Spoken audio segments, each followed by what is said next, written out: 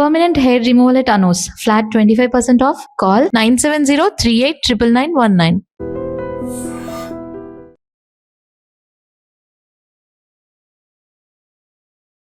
Welcome to I dream. నా పేరు లుంబిని. ఈరోజు మనతో పాటు ఉన్నారు ఖ్యాతన ఆరోగ్య కేంద్రం నుండి డాక్టర్ దిలీప్ గారు, expert in Ayurveda, acupuncture and natural sciences. ఆయనతో మాట్లాడదాం.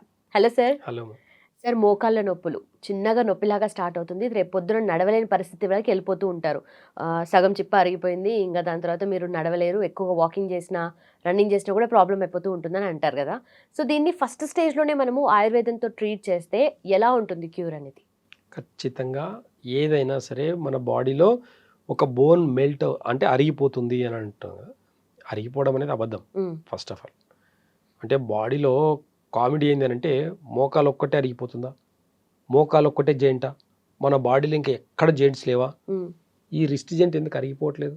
కానీ ఇక్కడ వెయిట్ అంతా పడుతుంది కదా దీని మీద. దానికన్నా మీ యాంకిల్ జాయింట్ మీద ఎంత వెయిట్ పడుతుంది మీకు తెలుసా? అక్కడికన్నా మీ యాంకిల్ జాయింట్ మీద వెయిట్ ఎక్కువ పడుతుంది. మీ మోకాలు ఇంత ఉందండి, ఇంత లావుగా ఉంది అంటే బాగా స్ట్రెంత్గా ఉంటుంది. మనం ఒక 50 కిలోలు మోస్తే కూడా ఈ మోకాల మీద యాంకిల్స్ మీద జాయింట్ పడుతుంది. మనం బ్యాలెన్స్ అంతా దేని మీద చేస్తామండి? మనం ఫుట్ ఉంది, కాలు ఉంది, ఇలా పెట్టి మరీ ఆపుతాం. మనము ఇంత బరువుని ఒక బరువుని మనం ఒక దాని మీద పెట్టి పాదం ఇలా పెట్టాలి. ఓవర్ వెయిట్ అయినప్పుడు ఇంకా ఇట్లా కాలు లేపుతాం మనం. ఎందుకంటే ఈ పాదం ఇంకా ఫ్రంట్ సైడ్ అనేది ఇంకా వెయిట్ ఎక్కువ మోయగలుగుతుంది, సపోర్ట్ అంత గ్రిప్ ఉంటుంది అనమాట. మనం భూమి మీద కాలు పెట్టేదానికి ఇంకా గ్రిప్గా వాడుకుంటాం.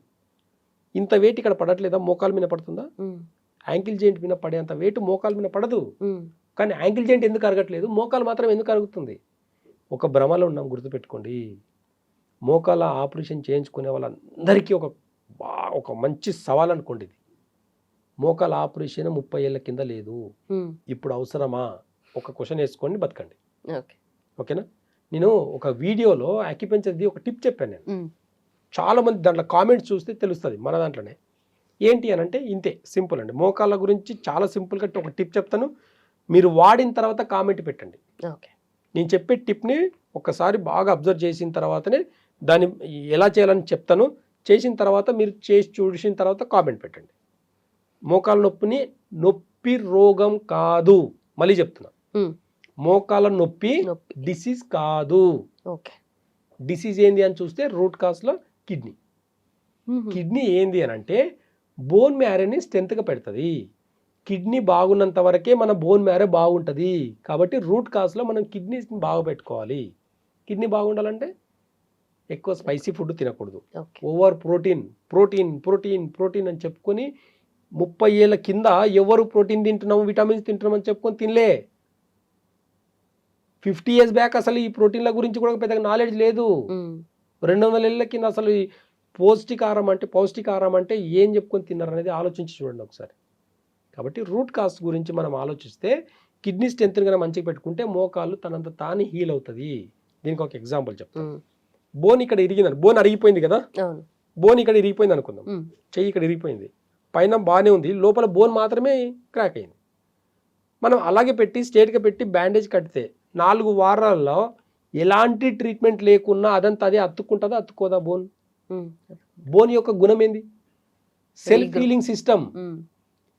హీలింగ్ సిస్టమ్ ఉంటుంది బాడీకి. ప్రతి దానికి సెల్ఫ్ హీలింగ్ సిస్టమ్ ఉంటుంది. కాబట్టి అరిగిపోతే ఇంకా మళ్ళీ రీజనరేట్ అవ్వదు అని అంటే భ్రమ. కొంతమంది చదువుకున్నారు, ఆపరేషన్లే చేయాలి, వాళ్ళకి ఇంకా వేరే పని ఏం లేదు, ఆపరేషన్ చేస్తేనే బతుకుతారు వాళ్ళు, లేకపోతే బతకరు వాళ్ళు. కొంతమంది వాళ్ళ పేర్లు నేను చెప్పను, నాకు అవసరం లేదు. అయితే ఇక్కడ అవగాహన కావాల్సింది ఎవరికి తెలుసా? పేషెంట్కి. రైట్. నా బాడీలో మోకాలు మాత్రమే ఎందుకు అరిగింది అని క్వశ్చన్ వేసుకుంటే, మిగతా బోన్లు ఎందుకు అరగలేదని క్వశ్చన్ వేసుకుంటే మీ డాక్టర్ ఏం చెప్తాడో అర్థమవుతుంది. సరే, అరిగింది. ఇక్కడ బోన్ ఎలా అయితే ఇరిగిందో 4 వారాల్లో ఏ ట్రీట్మెంట్ లేకున్నా సరే స్ట్రేట్గా పెట్టి ఒక బ్యాండేజ్ చేస్తే ఎలా అయితే అతుక్కుంటుందో మీ మోకాలు కూడా అలాగే రీజనరేట్ చేసుకోవచ్చు. మోకాలు ఎలా అయితే అరిగిపోయిందో ఇక్కడ ఇరిగిన బోన్కి దగ్గర ఎలా అయితే బోన్ మ్యారో పెరిగి మళ్ళీ అతుక్కుంటుందో బోన్కి బోను, అలాగే బోన్ కూడా రీజనరేట్ చేసుకోవచ్చు. ఆయుర్వేదంలో చాలా ఈజీ టిప్స్ ఉంటాయి. ఆయుర్వేదంలో చాలా ఈజీ రకమైన కొన్ని మెడిసిన్స్ వాడితే మోకాళ్ళ నొప్పి నుంచి పర్మనెంట్గా తగ్గిన పేషెంట్స్ నా దగ్గర 1000 మంది ఉన్నారు. మీకు నొప్పే రోగం అనుకుంటే మీ నొప్పికి పర్మనెంట్ సొల్యూషన్ చెప్తున్నా ఈరోజు. మోకాళ్ళ నొప్పిని మీరు ఒకటి గుర్తుపెట్టుకోండి, మోకాలు ఆపరేషన్ చేయించుకున్న వాళ్ళకి కూడా నేను కొంతమందికి చెప్తున్నా, మోకాలు ఆపరేషన్ చేయించుకుంటే నెక్స్ట్ డే నుంచి ఇండియన్ టాయిలెట్కి వెళ్ళాలి మీరు. అలా అయితేనే చేయించుకోండి, లేదంటే ఆగిపోండి. నా దగ్గరకు వచ్చే వాళ్ళకి గుంజలు తీస్తానండి, లేదంటే మెట్లెక్కి దిగిపిస్తాను నేను చిన్న టిప్ తోటి. అప్పటికప్పుడే నా దగ్గరికి బాగా ఇలా ఇలా నడుచుకుంటూ వచ్చే వాళ్ళు ఉంటారు. అలా నడక కూడా విత్ ఇన్ 2 minutesలో మారిపోతుంది. నేను ఈ వీడియో ద్వారా ఆ టిప్ చెప్తాను, మీరు పాటించిన తర్వాత కామెంట్ పెట్టండి. మరి అంత ఈజీ అయితే ఇన్నేళ్ళు ఎందుకు ఎవరు చేయరు ఎక్కువ? అందరికీ ఈజీ మనీ, ఈజీ వీటన్నిటికీ అలవాటు పడిపోయినారు. ఈజీగా వైద్యం దొరికితే కూడా, ఈజీ టిప్ దొరికితే, ఫ్రీగా టిప్ దొరికితే వాల్యూ లేదు. ఈరోజు రండి నా దగ్గరికి, నేను చెప్తాను ఈజీగా ఎట్లా తగ్గుతుంది లేదు చూపిస్తాను నేను. మన వీడియోలు, మన దాంట్లో కూడా ఒక వీడియో ఉంది, చిన్న టిప్ చెప్పినా దాంట్లో కామెంట్స్ చదివితే నిజమండి నాకు చాలా తగ్గింది, నిజమండి నాకు బ్యాక్ పెయిన్ కూడా ఒక టిప్ చెప్పినా నాకు తగ్గిందని కామెంట్స్ ఉన్నాయి. ప్రాపర్గా దాన్ని ఆపరేట్ చేస్తే తగ్గిపోతుంది. ఈ రోజు ఆ టిప్ చెప్తాను, గుర్తుపెట్టుకోండి. లెఫ్ట్ హ్యాండ్ ఇలా అరచేయి ఇలా తీసుకోండి. మన బాడీ మొత్తం ఇంత దాంట్లో ఉంటుందండి. ఈ అరచేతిలో మన బాడీ చెప్తుంది. న్యాచురోపతి కానీ యాక్యుపంక్చర్ కానీ మంచి సిస్టమ్ ఉందండి మనకు. ఈ ఆల్టర్నేట్ థెరపీస్ అంతా కూడా ఎన్నో కొన్ని వేల సంవత్సరాల నుంచి ఉన్నాయి. వేల సంవత్సరాల నుంచి. ఇప్పుడు కొత్తగా సృష్టించింది ఏమీ లేదు. ఆయుర్వేదంలో కొత్త కొత్త మెడిసిన్స్ కనుక్కోవాల్సిన అవసరం లేనే లేదండి. పాత మెడిసిన్స్ తీస్తే ఈ రోజు ఒక్క హాస్పిటల్ ఉంటాడు, రాసి పెట్టుకోండి. మీరు చెప్తున్నారు ఆయుర్వేదంలో కొన్ని పేటెంట్స్ కొన్ని అన్ని తగలబెట్టారు కాబట్టి ఈరోజు ఎవిడెన్స్ లేదు కాబట్టి ఈరోజు నోటికి వచ్చినట్లు మాట్లాడుతున్నారు ఆయుర్వేదం మీద. రమ్మని చెప్పండి, ఆయుర్వేదం గురించి ఎవరైనా మాట్లాడాలనుకుంటే నా ముందుకు వచ్చి మాట్లాడండి, చూస్తాను నేను. నువ్వు పుట్టింది ఎక్కడి నుంచి పుట్టావు, నీ తాతలేంది, నీ ముత్తాతలేంది, ఏ వైద్య విధానం వాడినరు, ఏ సిస్టమ్ అవలంబించరు, ఏ సిస్టమ్ నుంచి నువ్వు ఎప్పుడు వచ్చినావు, నిన్నగాక మొన్న వచ్చి నువ్వేం మాట్లాడుతున్నావు, ఈ బాడీ మీద ఇంత బాడీకి 54 మంది డిపార్ట్మెంట్లు కావాలా నీకు? ఆయుర్వేదం మాత్రం ఒక డాక్టర్, హోమియోపతికి ఒక డాక్టర్, న్యాచురోపతికి ఒక డాక్టరు, యునానికి ఒకటే కదా డాక్టరు. మీలాగా అర్థం చేసుకునే కెపాసిటీ. ఆయుర్వేదంలో ఒక బాడీని ఈజీగా పంచభూత తత్వం నుంచి, వాత పిత్త కఫ నుంచి ఈజీగా అర్థం చేసుకోవచ్చు ఒక బాడీని. పేటెంట్స్ లేనంత మాత్రాన తప్పన్నానంటే వేరే లెవెల్లో ఉంటుంది. రూట్ కాస్ ఏం చెప్తుందని చూస్తే, ఇప్పుడు యాక్యుపంక్చర్లో ఇది ఒక బాడీగా చూస్తామన్నమాట. ఏంది అంటే ఈ మిడిల్లో ఉన్నవి 2 కాళ్ళు, మన కాళ్ళు లోపలికి 2 ఉన్నాయి. ఇవి చూడండి, ఈ 2 చేతులు 2 బయటికి ఉన్నాయి. ఇది మొత్తం బాడీ, ఇది ఫ్రంట్ సైడ్ బాడీ, ఇది బ్యాక్ సైడ్ బాడీ. 2 కాళ్ళు ఉన్నాయి, 2 చేతులు ఉన్నాయి. ఇది తల భాగం, ఇది తల, ఈ 2 చేతులు, ఈ 2 కాళ్ళు. ఇక్కడ చాలా అద్భుతంగా మనకు కొన్ని లైనింగ్స్ ఉన్నాయి చూడండి. బాగా ఈ లాజిక్ ఎందుకు ఉందనేది సైన్స్కి ఒకటికి 100 సార్లు క్వశ్చన్ వేసుకొని ఆన్సర్ చెప్పండి, చూద్దాం. ఇక్కడ 2 కాళ్ళు అనుకున్నాం కదా, ఈ 2 కాళ్ళకు 2 గీతలు ఉన్నాయి కదా. ఇక్కడ ఈ 2 గీతలు ఎక్కడ మనకి జెయింట్, ఈ జెయింట్ ఉంది కదా, ఈ జెయింట్ యాంకిల్ జెయింట్. నీ లెగ్ ఇక్కడ నుంచి ఇక్కడ దాకా ఉంది అంటే 3 జెయింట్లు ఉన్నాయి. ఇక్కడ ఎన్ని జెయింట్లు ఉన్నాయి? 1 2 3. ఓకేనా? ఈ జెయింట్స్ ఉన్నాయి కదా, ఈ జెయింట్స్ యాంకిల్ జెయింట్. ఈ 2 జెయింట్స్ ఏంటి? మోకాలు, మధ్య భాగం నీస్ అన్నమాట. ఓకేనా? ఇవి 2 మోకాలు. ఈ కింద హిప్ జెయింట్, నడుము భాగం యొక్క జెయింట్. ఇప్పుడు చాలా సింపుల్గా చూడండి, ఇదొక జెయింట్, ఇదొక జెయింట్, ఇదొక జెయింట్. ఇక్కడ హిప్ జెయింట్ అంటే ఇది హిప్ బాల్ అనమాట. మన తొడ ఎముక అంటాం కదా, తొడ ఎముక అనమాట. ఇది తొడ ఎముకలు రౌండ్. ఓకేనా? ఇప్పుడు ఈ 2 చేతులు, ఈ 2 చేతులు అనుకున్నప్పుడు ఇదేంటి? ఈ లైన్ ఉంది కదా, ఇక రిస్ట్ జెయింట్. ఈ లైన్ ఉంది కదా, ఎల్బో జెయింట్. ఈ లైన్ ఉంది కదా, షోల్డర్, భుజం అనమాట. ఈ భుజం తర్వాత బాడీ అటాచ్ ఉంది. ఇక్కడ హిప్ తర్వాత బాడీ అటాచ్ ఉంది, ఇక్కడ షోల్డర్ తర్వాత బాడీ అటాచ్ ఉంది, షోల్డర్ తర్వాత బాడీ అటాచ్. ఓకేనా? ఇంత సింపుల్ క్యాలిక్యులేషన్. ఇది తల భాగం, ఇది ఫేస్, తల ముందు భాగం, ఇది వెనక భాగం. ఇంత సింపుల్ క్యాలిక్యులేషన్ ఉంటుంది బాడీ మొత్తం. ఇప్పుడు మోకాలు మాత్రమే నొప్పి ఉంది కదా మీకు, మోకాల గురించి మాత్రం అడిగారు కదా మీరు. బాడీలో ఏ పెయిన్ కైనా ఇక్కడ నుంచి ఆపరేట్ చేసుకొని తగ్గించుకోవచ్చు.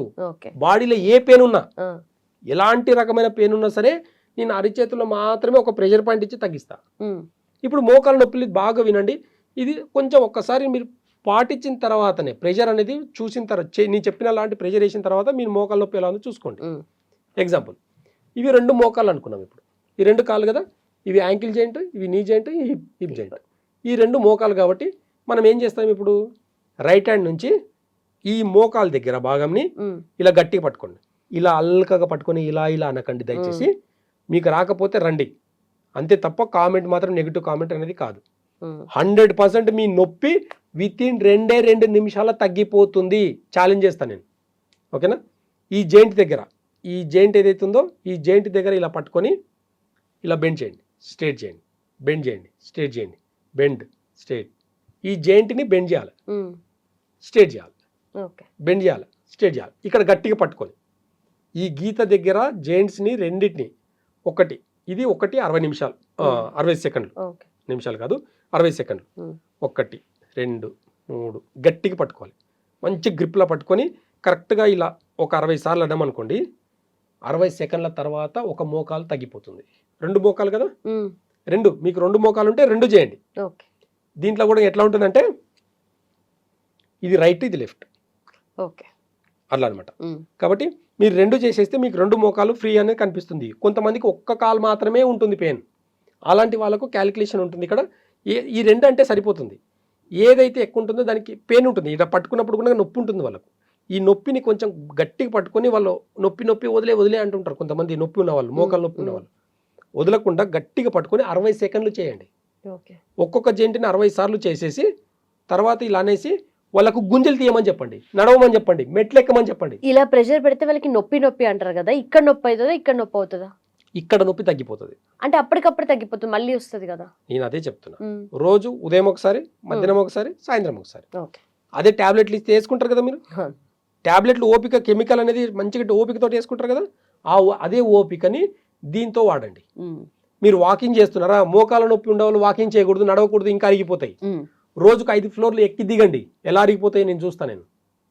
ఇక్కడ కొన్ని ప్రెషర్ పాయింట్స్ ఏం చేస్తాయంటే కిడ్నీ రిలేటెడ్ పాయింట్స్ ఉంటాయి, సుజోక్ పాయింట్స్ ఉంటాయి, కొన్ని kidney related points, liver related points ఉంటాయి. ఈ కిడ్నీ లివర్ రిలేటెడ్ పాయింట్స్ వల్లనే మోకాల నొప్పులు వస్తాయి. లివర్ వల్ల పోషక లోపం వస్తుంది, పోషక లోపంలో కాల్షియం, ప్రోటీన్ అన్ని తగ్గడం వల్లనే ఈ ప్రాబ్లం మోకాల నొప్పులు వస్తాయి. ఈ రెండింటికి రూట్ కాస్ ఇక్కడే ఉంది. కరెక్ట్గా ఈ జాయింట్ దగ్గర 60 సార్లు ఉదయం ఒకసారి, సాయంత్రం ఒకసారి, మధ్యాహ్నం ఒకసారి ఒకవేళ చేయగలిగితే కరెక్ట్గా ఒక 1 వీక్ చేసిన తర్వాత మీ ఎంబడి పరిగెత్తాలండి. మోకాల నొప్పులు ఎంబడి ఉండేవాళ్ళు, మోకాల నొప్పులు ఉన్న వాళ్ళు ఎంబడి మనం పరిగెత్తాల్సి వస్తుంది, అంత స్పీడ్గా నడవగలుగుతారు వారంలోనే. చేంజ్ రాకపోతే నేను ప్రాక్టీస్ కూడా మానేస్తాను. ఇక్కడ నొక్కిన తర్వాత నొప్పి తగ్గకపోతే ప్రాక్టీస్ మానేస్తా, వేస్ట్. ఇక నేను ఎందుకు చెప్పి టిప్పు? ఎంతమందికి తగ్గించుండొచ్చు? కొన్ని వేల మందికి. నేను కూడా అందరు వచ్చిన వాళ్ళందరూ, తగ్గిన వాళ్ళందరూ రికార్డు తీసేసి కార్పొరేట్ హాస్పిటల్ లాగా తగ్గిందని చెప్పుకోవాలనుకుంటే నా హాస్పిటల్ సరిపోదు, నాకు నిద్ర కూడా రానివ్వరు. నాకు ఒక లైఫ్ ఉంది, నేను ఒక లిమిట్లో ప్రాక్టీస్ చేయాలి. ఇప్పుడున్న సిస్టంలో ఇంత ఈజీగా తగ్గిస్తే తీసుకుపోయి లోపలేస్తారు నన్ను. ఇంత పెద్ద మెడికల్ సిస్టమ్ పెట్టుకొని ఆటలాడుతున్నావు అని చెప్పేసి అన్న వాళ్ళు, వార్నింగ్లు ఇచ్చిన వాళ్ళు నా దగ్గరికి ఇప్పటికి చాలా మంది వచ్చారు. అందరికీ సమాధానం, నన్ను గెలకనంత వరకు బాగానే ఉంటుంది, నన్ను గెలికితే మొత్తం వేరే లెవెల్లో ఉంటుందని చెప్పిన. కాబట్టి ఈరోజు ఇంకో లెవెల్లో ఉంది. కాబట్టి ఎవరి వైద్యం వాళ్ళు చేసుకుంటారు, నీ వైద్యం నువ్వు చేసుకో. అంటే చాలామంది కామెంట్స్ ఏం చేస్తున్నారంటే ఆయుర్వేదం మెడిసిన్స్ వాడితే కాళ్ళు చేతులు పడిపోతాయంట. నిన్నగాక నీ నుంచి పడిపోతున్నాయి, ఏ కెమికల్ వల్ల పడిపోతున్నాయి. ఈరోజు ఆయుర్వేదంలో పడిపోవడం కాదు, పడిపోయిన నరాలు కూడా ఇట్లా జుబ్బుమని పరిగెత్తిచ్చిన వాళ్ళు ఉన్నాం మేము. ఆయుర్వేదం బ్లేమ్ చేస్తే కన్న తల్లిని బ్లేమ్ చేసినట్టు గుర్తుపెట్టుకోండి. కన్న తల్లిని బ్లేమ్ చేసినట్టు ఆయుర్వేదం కన్నా బ్లేమ్ చేస్తే నీకు నాలెడ్జ్ లేకపోతే మూసుకొని కూర్చో. నాకు నాలెడ్జ్ ఉంది, నేను చెప్పుకుంటా, నేను చేసుకుంటా. సిస్టమ్ ఎవరి సిస్టమ్ వాళ్ళది, నీ సిస్టమ్ నువ్వు చేసుకో, నా సిస్టమ్ నేను చేసుకుంటా. 30 ఏళ్ళకి 2026లో బతుకుతుంటే 30 ఏళ్ళ కింద చేసిన ఆపరేషన్ మళ్ళీ 1000 ఏళ్ళ కింద నడుచుకం ఎక్కువ ఉంది కదా. అప్పుడు ఎలా నడిచారు అనేది క్వశ్చన్ వేసుకొని దానికి తగినట్టుగా జీవన విధానం సెట్ చేయి. నీ దగ్గరికి వచ్చే నీ ఎడ్యుకేషన్ కానీ, నీ చదువు కానీ ఉపయోగపడేది ఆపరేషన్ కోసం కాదు. వితౌట్ ఆపరేషన్ ఎలా బతికారో, ఒకప్పుడు వెహికల్స్ లేవు, కార్లు లేవు, ఏమీ లేవు, ఎక్కడికి వెళ్ళాలని నడవాలి కదా. అప్పుడు ఎడ్ల బండ్లు కట్టుకున్నాడు. నాకు అర్థం కాదు, కాల్షియం ప్రాబ్లం అంటే మనుషులకే ఉంటుందా, జంతువులకు ఉండదా? వాళ్ళకి బోన్స్ లేవా? వాళ్ళకి అరగలేదు, వాళ్ళకి ఎవరు పోయి సర్జరీ చేయలేదు, నీ సర్జరీస్. మనుషులకి ఆపరేషన్లకు, బోన్లకు ఎందుకు అవసరం? ఇంకా ఇవన్నీ చెప్పుకుంటపోతే చాలా పెద్ద విషయం. మోకాళ్ళకు ఖచ్చితంగా చెప్తున్నాను, ఈ పద్ధతి పాటించి చూడండి, నొప్పులు తగ్గకపోతే నన్ను అడగండి. Right sir, thank you so much.